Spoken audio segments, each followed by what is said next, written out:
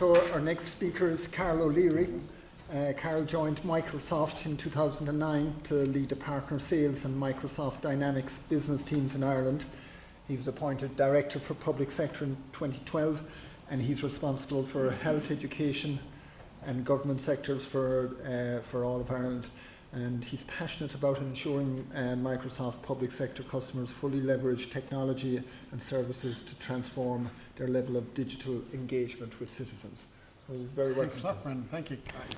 Thank you. Great to be here. I'm not from a clinical background in any shape or form, so very much I'll take the view as a patient, family, but also as a technology provider in terms of what we see with health and the journey we're on. And I'm taking out adherence lens as per the brief. It's technology nudges and other aids to improve adherence, but I also want to talk about prevention because I think that's a key factor in adherence.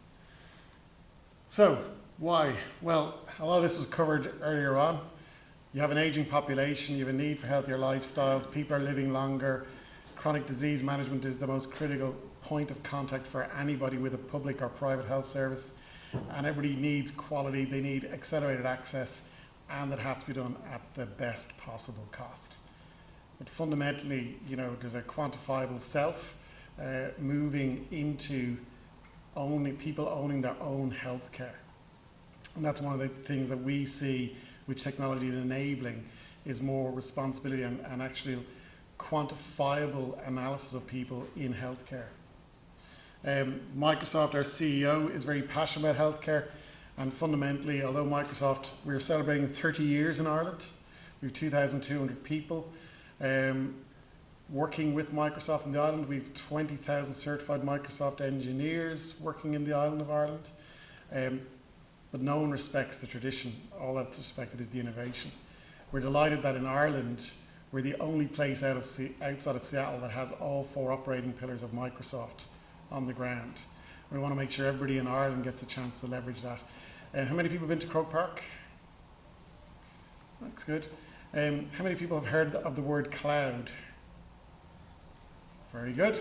So what is the cloud? Fundamentally, you know, if you imagine Croke Park, now imagine Croke Park was 5.5 times bigger. That's probably roughly the scale and size of a data center of Microsoft.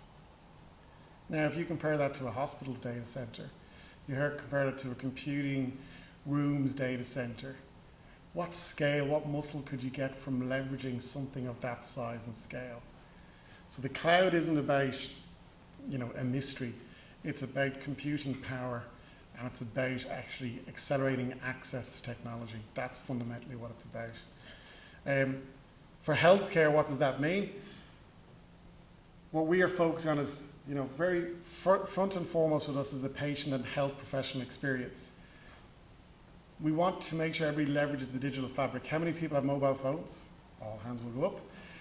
In your house, on average, do you have over 5 devices connected to the internet? I'd say so. If you think about that as a digital fabric, how would you leverage that to create a better experience from a healthcare provider, payer, or recipient? But then how would you use that digital fabric, that data, to become more predictive? If you do that, so I'll go back a point. They're all the points, and Peter mentioned some of these from technology. You're moving into a world where people will trust technology. How many people use online banking? Okay. 10 years ago, did you have an online bank account? Okay. How fast has that become just trusted in your head? Do you know where Bank of Ireland store their data? Do you know where AIB? Do you use Rabobank for savings? Yet you trust that implicitly, don't you? It's your money. The money goes in. You saw the news on Friday. Bank of Ireland had a problem. We were all talking about it. Yet we have a huge paranoia in healthcare about data and technology, and a huge slowdown in embracing it. But what we see as the driver to adopting is actually coming from the consumer. So Microsoft, we're very committed to making sure everybody, this is our corporate mission, everybody on the organization will achieve more. To do that, you need to enhance that personal computing, those 5 devices, be it Apple, iPad, Microsoft, whatever. people will want to interact with healthcare providers on any device at any time. To do that, we all are going to have to reinvent the productivity experience of a healthcare provider and all the business processes Peter mentioned. To do that, you're going to have to leverage some form of cloud. So just think of the scale, the muscle from a cloud. In health, what we are doing is very much focusing on a consumer-centric approach. So the patient, wearables, devices are driving that. Mobility is driving that. Interoperability, everything has to talk to each other. Internet of your things. So I'm actually working on a project called Internet of your cows, believe it or not, for Ireland, on a separate thing. Just so you understand the amount of power that's happening with data. Fundamentally, people are using social media. There was a documentary on RTE 4 years ago about a midwife in the Dundalk Drogheda area who set up a Facebook community for teenage mums. That Facebook community was the biggest support group for teenage pregnancy. It wasn't a national service, it was actually something that someone just started up. It became viral, it became a national service. What else can we use social media for to enhance the patient experience? And how do you connect clinicians better to patients? Pharmacies aren't connected to GPs, aren't connected to hospitals.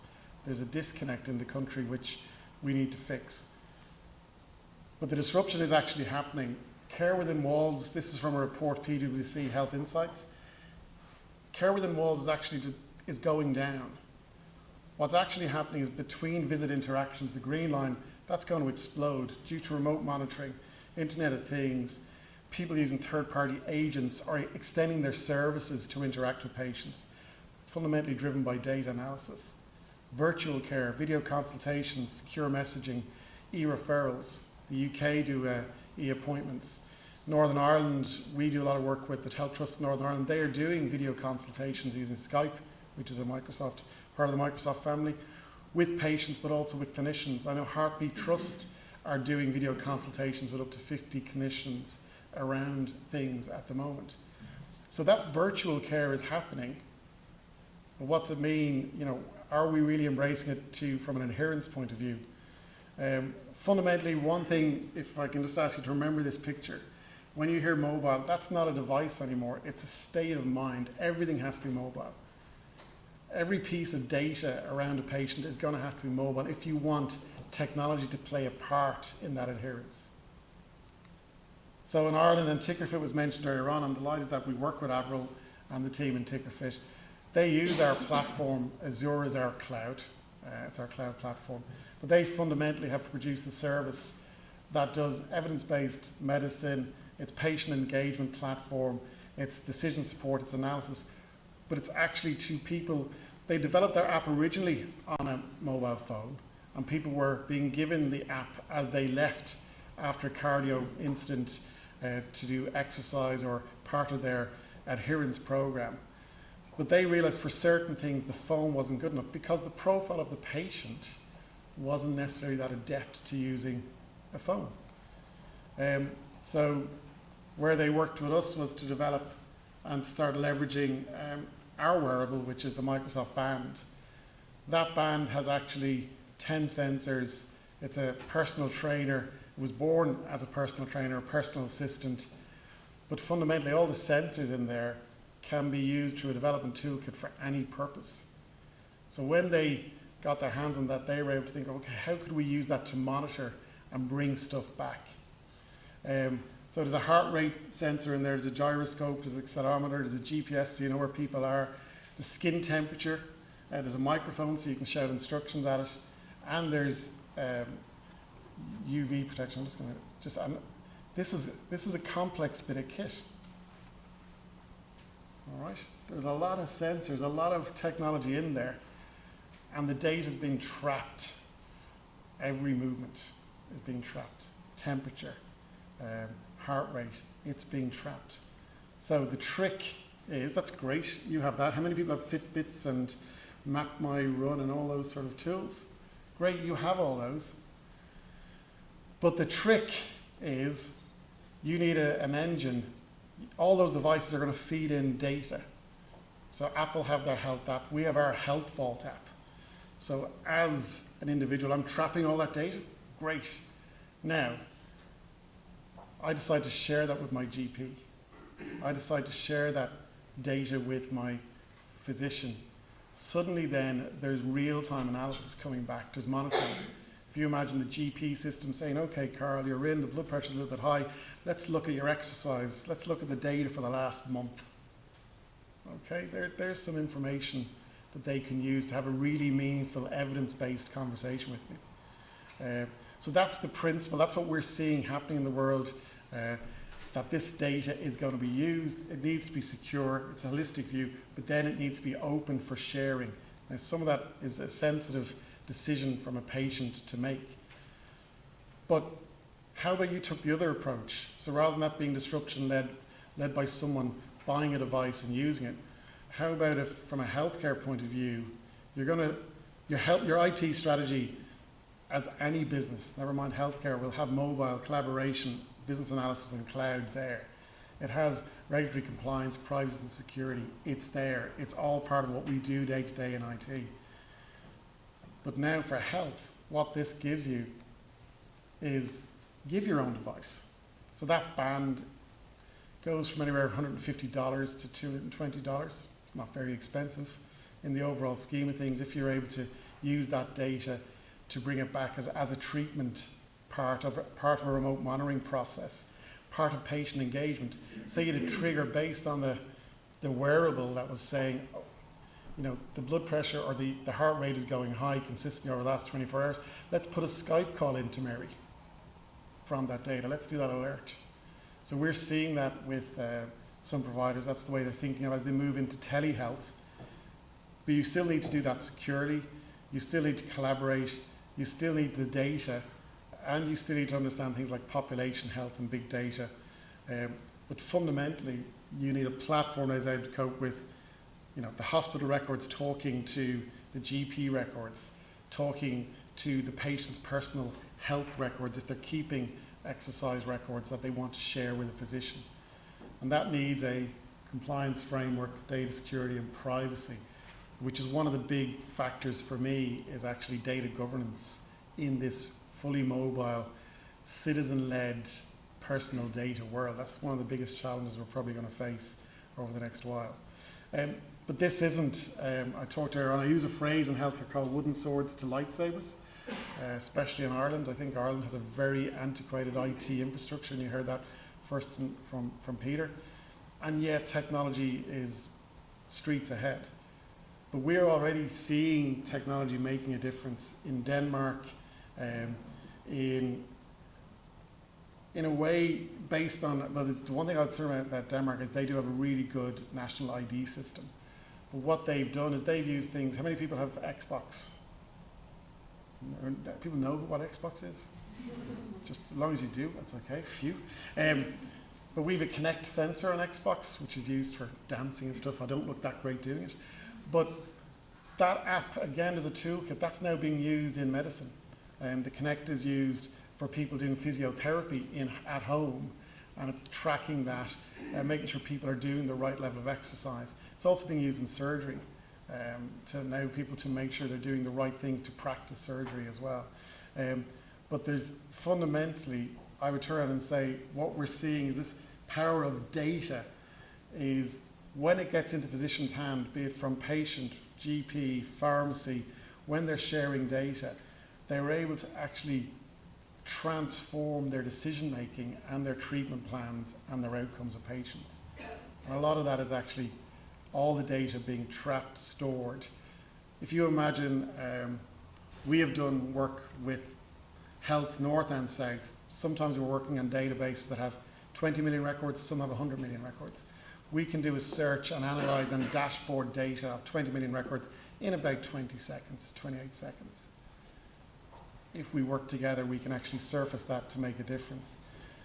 Fundamentally, everybody, be a physician or citizen, is going to access data on a number of devices. But hospitals that are able to recommend devices, be it OneView is one of our partners, works providing tablets. You can get a tablet computer, not necessarily Microsoft or other, for around $150. You know, if it's just going to be used for a very simple purpose, be it monitoring or be it even sharing information with a patient, that's a lot cheaper than a warm body having to sit with that patient, but it can be used remotely and it can go with the patient if they need to do some stuff. And we have a project in Northern Ireland called Digital Babies. They're not digital, but what it is every neonatal and postnatal care is all handled through one record on mobile devices. And it's multidisciplinary care teams sharing information through mobile devices, and the parent is able to key in information on a tablet device for that. So that's again the chain of the data going around, but the process has been reinvented to be mobile and digital. It was funny, I was talking to Shane earlier on, I said, we don't hear much about Microsoft in this space. We fundamentally are a productivity and platform company. So we don't do it on our own, and we can't do it on our own. Clanwilliam is, many of you know Helix Health, they do all the GP software. They leverage the Microsoft platform for development. They use the Azure platform for stuff that we do. Sláinte Healthcare, one of the most innovative EMR type, they have taken a real paper to glass approach, where they take the medical records or the forms that are done in hospitals and they digitize them to ensure people deploy it quickly. Now, if you can digitize that paper form quickly and get the data digitally, then you can share and use it. They did a hospital in Australia in 4 months.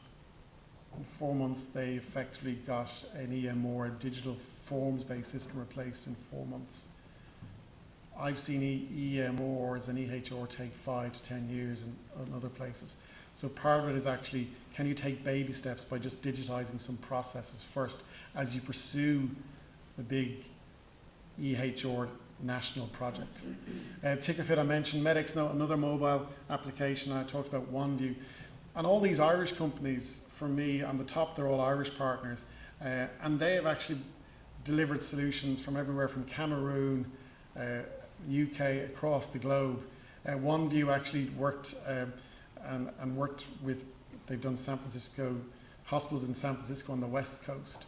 So these people were born out of Ireland, but they're changing the way people interact. And if you can get that data trapped, change the processes, as you heard from Peter, that will help people be spending time with patients and improve processes. Cloud is just one thing I wanted to turn around. There's a lot of people get concerned about cloud and data. Many of you will be familiar with HIPAA standards. So Microsoft, we lead the charge to ensure that everything we do is ISO 27018 standard. That is the standard for a cloud service at the highest level of security and compliance. But we also make sure we're HIPAA compliant. For insurance providers, we make sure we're FedRAMP for the US. But model clauses are these.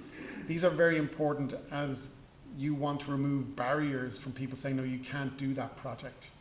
These are the standards. These standards are global, European, Irish.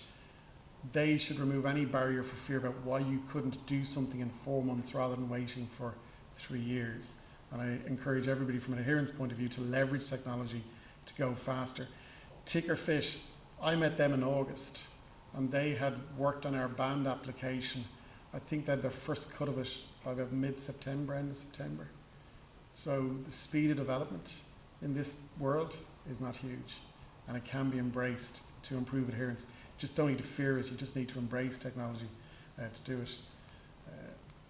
So, conscious I don't want to run too much over time, we have a full health industry website. You can follow me on Twitter, there are my contact details. I'll be around for the rest of the afternoon. Thank you for your time.